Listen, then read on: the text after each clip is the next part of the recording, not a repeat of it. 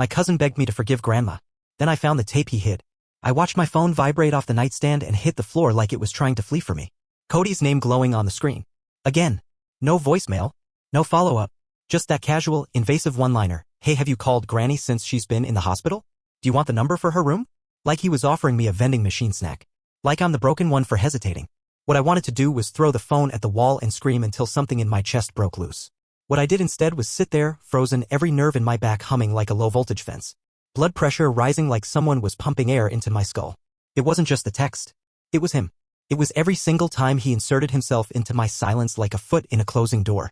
And this time, he used her. Granny. The woman who couldn't even pick up a phone when I was nearly dying at 13. When they were wheeling me out of the house on a stretcher, blue-lipped and limp from an allergic reaction I didn't know I could have.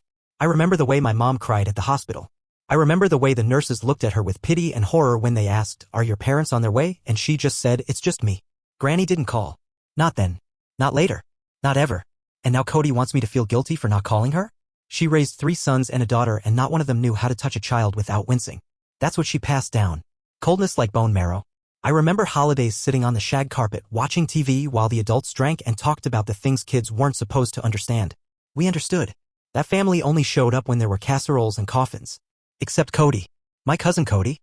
When we were kids, we'd pull pranks together, run wild in the backyard, steal sips of soda we weren't allowed to have. I remember hiding under the porch with him one 4th of July watching the sparklers burn down to our fingers. For a moment, we were close. Maybe the closest I ever felt to someone in that family. Then he got locked up. 10 years. The kind of charge that makes people whisper. The kind of thing people either justify or disown but never actually talk about. And when he got out, he wanted a family reunion. Like prison made him a messiah and we were the lost disciples. I didn't want it. I told him politely at first that I didn't have the energy. That I had anxiety. That I was dealing with panic attacks and vertigo and depression that made it hard to stand, let alone talk. He didn't care. He said family fixes that. What he meant was, you owe me comfort because I want it. And now Granny has lung cancer and suddenly I'm the villain for not calling? Where was Granny when I sat in a psych ward drawing on the wall with a crayon because pens weren't allowed? Where was she on my birthday? Not once. Not one damn card. She didn't even visit her daughter, my mom, when she had surgery. She didn't help with the bills. She didn't help when Dad left. She didn't come to the hospital when my sister overdosed. But now that she's on the edge of a hospital bed with an oxygen tube and her skin like paper, I'm the one who's supposed to feel bad. It's the emotional bait and switch that this family does so well. They disappear until guilt becomes a currency. Then they demand it like rent. And Cody, he's the debt collector. He sends me little reminders every few weeks about how I'm failing the family. How I should just say hi or send a card or be the bigger person. You know what the bigger person gets in this family? Used. Cut into. Left empty. Last time I saw Granny, she looked me up and down like I was a stain on her couch. Asked me if I had a job. I said no. She said, that figures. That was 5 years ago. She didn't ask if I was okay. She didn't ask about my art or my writing or how I was surviving the panic attacks that left me crawling to the bathroom. She just looked disappointed, like I had let her down by existing the way I do. Like the way my brain is wired is a personal insult to her. So no, Cody. I haven't called her. And every time you text me about it, it feels less like love and more like pressure. Less like concern and more like control. I know what he wants. He wants me to pick up the phone, call her, say something nice. He wants her to cry. He wants a moment. He wants a photo for Facebook. A soundbite. Proof that we're still a family. We're not. We're a graveyard where the bodies still talk. And me? I'm the one who stayed behind to listen. Update 1. I texted Cody back. Didn't want to. Didn't mean to. But something in me cracked under the weight of that silence. It wasn't guilt. Not exactly. It was more like pressure in a cracked pipe. You either release it or it blows up in your face. Fine, I wrote. Send me the number. He replied in seconds. Too fast. Like he'd been staring at his phone, waiting. Room 204. St. Agnes. Ask for Judy. Judy. Like I was supposed to pretend that name still meant something to me. I didn't call right away. I sat with it. Let the number fester in my messages. Let the pressure grow. My pulse thudded in my ears like a countdown. I thought maybe if I just waited long enough, someone would die and save me the decision. But I didn't wait long enough. At 3:14 a.m., I dialed. The ring dragged on like a stretched rubber band. Every second I prayed for voicemail. No such luck. She answered on the 3rd ring, groggy and confused. Hello. I froze. My throat locked up. I stared at the wall like it would help me speak. Granny, I croaked. Silence. Then a sound I didn't expect. Laughter. Soft, dry, like old newspaper catching fire. Well, I'll be damned, she said. You still alive? I swallowed. Yeah. You got a job yet? That was her first question. No, how are you? No, I've missed you. No acknowledgement of the years she'd ignored me. Just that. I said no. Figures, she muttered. I almost hung up, but something pinned me there. Maybe the same sick curiosity that keeps people from looking away during a car crash. Then she said, Cody told me you've been hiding. Said you don't even talk to your own mama. That true? I didn't answer. Typical, she said, coughing. The sound rattled down the line like bones in a jar. Your daddy was the same. Always running from responsibility. I'm not running, I said. She laughed again. You're buried. There's a difference. I wanted to hang up. Wanted to tell her she had no right. But I couldn't stop listening. I kept hoping stupidly that maybe she'd say something that made the call worth it. Then she did. You know, she said, her voice low now, almost conspiratorial. Cody's been here near every day since I got in. He's a good boy, trying to keep this family from rotting like your uncle did. That stopped me. My uncle. Don't pretend you don't know, she said, annoyed. James, the one who, touched that girl back in '98. Thought we'd buried that mess? But then Cody had to go digging. My heart dropped into my stomach. What do you mean Cody was digging? She sighed like I was the dumbest person alive. Cody thinks your uncle didn't do it. Keeps talking about how the girl lied, how the family turned their back on James too quick. Says he's got proof. Been dragging me through the past like it's gonna change anything. Couldn't breathe. Cody had told me he wanted the family to reconnect. He said he wanted healing. He didn't say anything about clearing Uncle James. He didn't say he'd been trying to rewrite history. Granny kept talking, but I wasn't hearing her anymore. My ears buzzed. My hands shook. The whole room tilted just slightly. What Cody wanted wasn't healing. He wanted revision. He wanted the family back together, but only if the shame got scrubbed clean. And he was starting with James, a convicted predator who'd always made my skin crawl as a kid. The man who used to wink at me in a way that made my spine go cold. The one who got too handsy with one of the cousins at a family barbecue and then disappeared 2 months later when the cops showed up. Cody wanted to vindicate him, rebuild the family on a lie. I hung up the phone, didn't say goodbye, just hit end and stared at the floor. The panic came fast. No warning, just heat in my throat, blood behind my eyes, and the throb in my ears that makes it impossible to think. I crawled into the closet and curled up under the coats. That's where I go now, like a dog. It's the only place that feels small enough to contain me when my body decides it's time to die for no reason. I stayed there until morning. When I emerged, the sun had turned the blinds into bars. I had 2 new texts from Cody. She said you called. Proud of you. We should talk. Got something I need you to hear. It's about James. I didn't respond. I didn't sleep that night either, because suddenly, Cody wasn't just the cousin who annoyed me. He was the zealot trying to rewrite history, trying to resurrect monsters. And I'm starting to think he doesn't just want a family. He wants followers. Update 2. Cody showed up at my house 2 days later. Didn't call.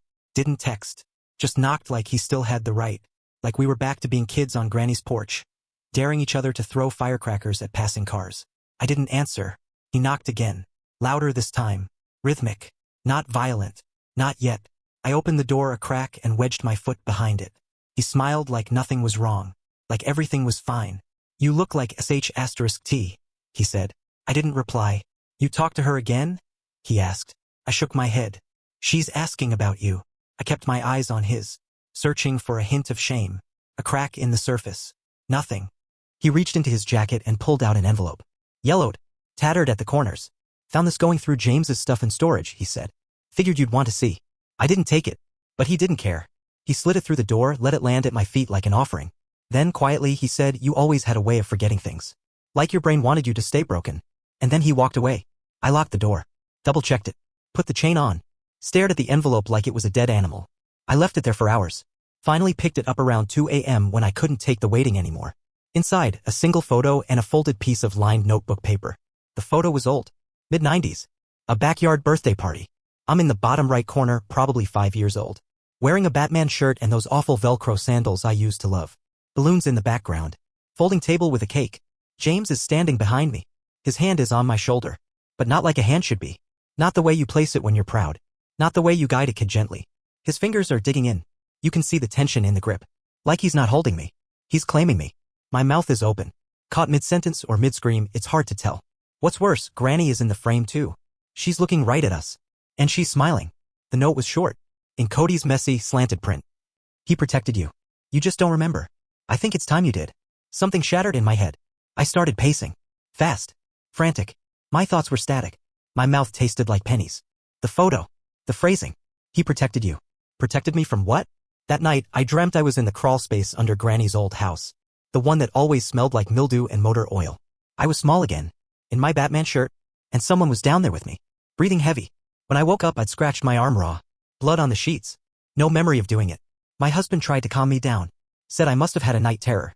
I didn't tell him about the envelope. About the photo. About the note. I haven't told anyone. Not even my sister. Because the truth is, I'm starting to remember things I shouldn't. Not full images. Not clean scenes. But feelings. Fingers on my ribs. A voice whispering my name like a secret. The smell of beer and aftershave. The way I used to hate the basement. The way I used to beg not to stay the night. I thought it was just childhood fear. Now I'm not so sure. And Cody, he's treating James like a martyr. Which means one of two things. He really believes James was innocent. Or worse, he knows what happened and wants it buried again. Either way, Cody's not just a nuisance anymore.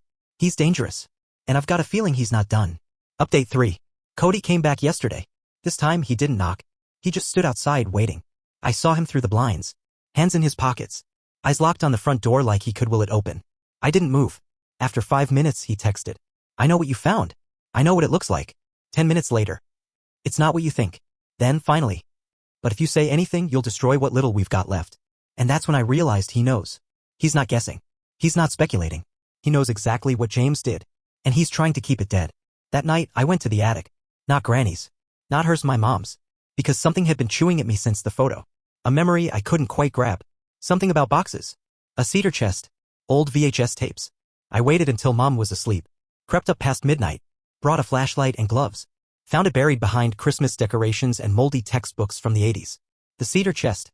I cracked it open and the smell hit me like a flood, dust, mothballs, something else. Something sour. Inside, old photo albums, stacks of letters, and 2 black and gold VHS tapes in unmarked sleeves. No labels. Just dust and decay. I took them. Drove across town to Ronnie's place. He still had a working VCR from some garage sale relic stash. I didn't explain much.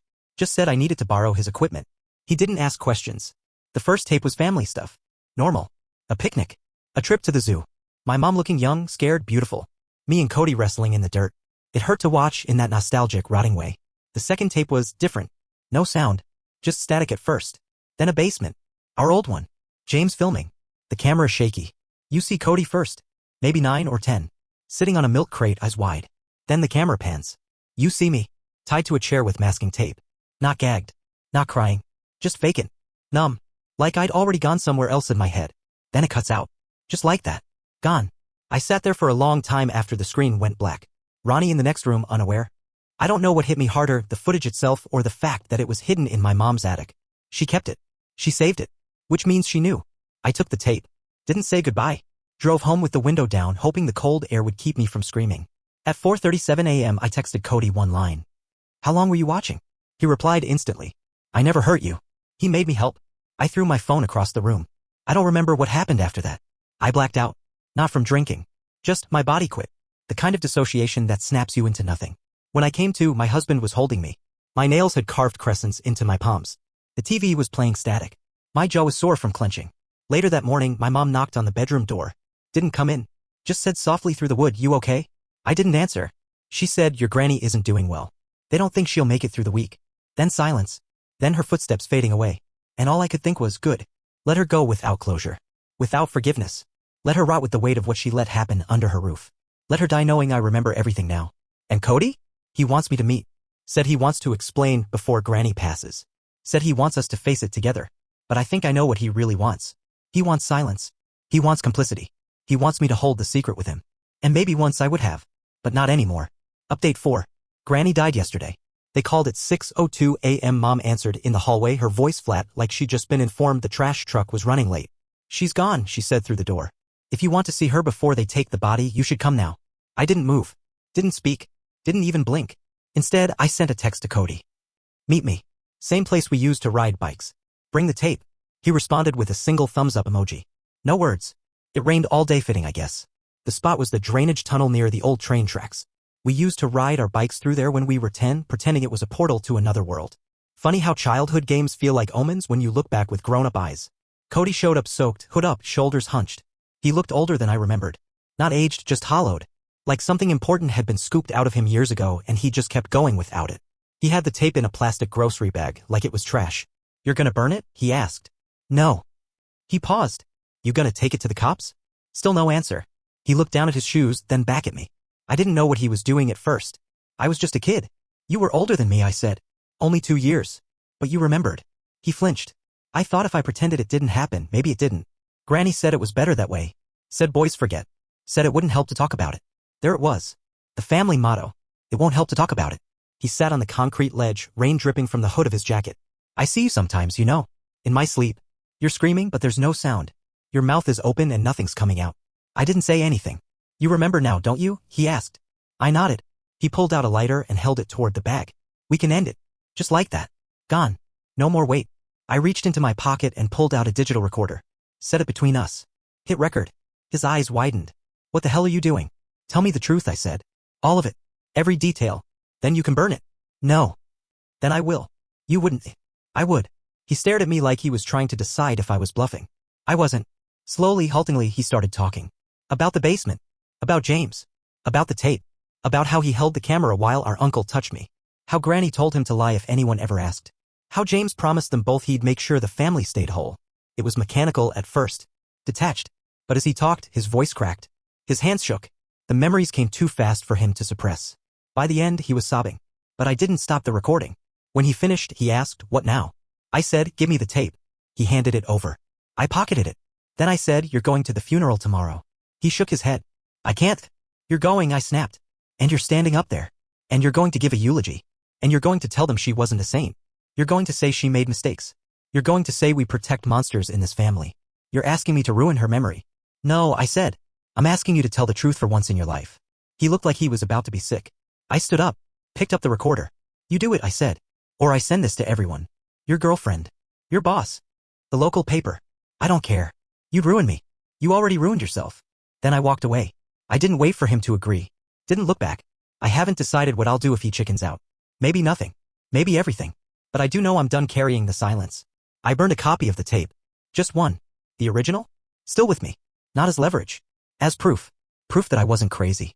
That the fragments in my head weren't imagined. That the monster wore a familiar face and no one stopped him. Granny's obituary went online tonight. It called her a pillar of strength and faith, beloved by her family. I left a comment. Sometimes pillars are made of rot. They deleted it in under an hour. Figures. But it's out there now. So is the recording. So is this. Maybe one day someone else will read it and remember their own crawl space. Their own silenced screams.